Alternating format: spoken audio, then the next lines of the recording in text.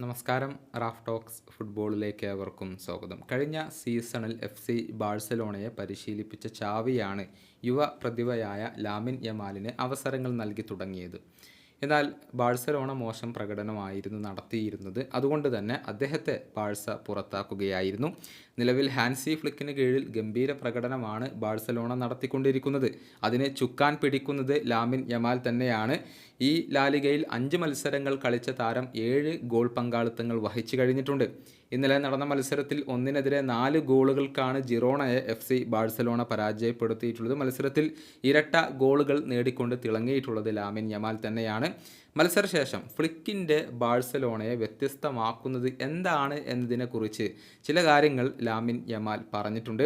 നേരെ പോയി ഗോൾ അടിക്കുക എന്നുള്ളതാണ് ഫ്ലിക്കിൻ്റെ ശൈലി എന്നാണ് യമാൽ പറഞ്ഞിട്ടുള്ളത്. അദ്ദേഹത്തിൻ്റെ വാക്കുകൾ ഇങ്ങനെയാണ്: ഇൻ്റർനാഷണൽ ബ്രേക്കിൽ നിന്നും തിരികെ എത്തി കളിക്കുക എന്നുള്ളത് എപ്പോഴും ബുദ്ധിമുട്ടുള്ള ഒരു കാര്യമാണ്. പക്ഷേ ഇന്നത്തെ മത്സരത്തിൽ ഞങ്ങൾ മികച്ച പ്രകടനം നടത്തിയിട്ടുണ്ട്. ഞങ്ങൾ ഇപ്പോൾ തന്നെ അടുത്ത മത്സരത്തെക്കുറിച്ച് ചിന്തിച്ച് തുടങ്ങി. ഇവിടുത്തെ പ്രധാനപ്പെട്ട വ്യത്യാസം എന്തെന്നാൽ ഞങ്ങളെല്ലാവരും ഡയറക്റ്റാണ് എന്നുള്ളതാണ്.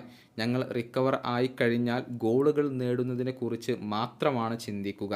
ഇതാണ് 17-കാരനായ താരം ഇപ്പോൾ പറഞ്ഞിട്ടുള്ളത്. ഫ്ലിക്കിന് കീഴിൽ മനോഹരമായ ഒരു അറ്റാക്കിംഗ് ഫുട്ബോൾ തന്നെയാണ് FC ബാഴ്സലോണ ഇപ്പോൾ കളിച്ചുകൊണ്ടിരിക്കുന്നത്. കൂടുതൽ ഗോളുകൾ അവർക്കിപ്പോൾ സ്കോർ ചെയ്യാൻ സാധിക്കുന്നുണ്ട്. 5 മത്സരങ്ങളിൽ 5-ലും വിജയിച്ച അവർ ആകെ 17 ഗോളുകൾ നേടിക്കഴിഞ്ഞു എന്നുള്ളതാണ്. യമാൽ 3 ഗോളുകളും 4 അസിസ്റ്റുകളുമാണ് സ്വന്തമാക്കിയിട്ടുള്ളത്.